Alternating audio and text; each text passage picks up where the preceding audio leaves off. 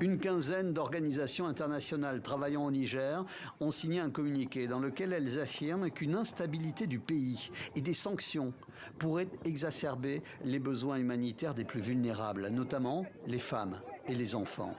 Nous exhortons toutes les parties prenantes à veiller à ce que les acteurs humanitaires puissent poursuivre leur travail sans entrave et dans le plein respect des principes humanitaires.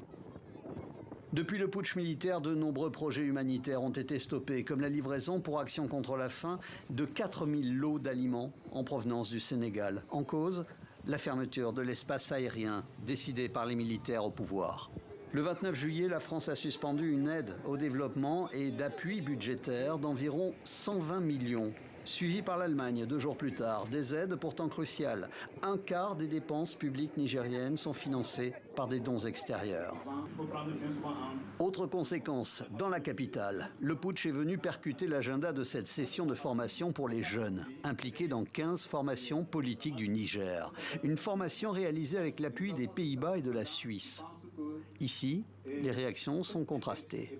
Aujourd'hui, cette sanction fait en sorte qu'aujourd'hui, ça sera un recul grave. Pendant combien de temps des projets et programmes que le pays va bénéficier du fait de ce coup d'État, ça sera suspendus. Et je pense que c'est un manque à gagner énorme pour le pays.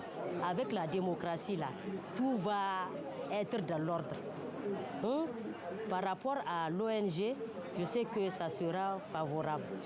Inch'Allah. Toujours à Niamey, la situation est calme, mais sur les marchés, les prix affichés commencent à refléter la tension sur les produits de première nécessité.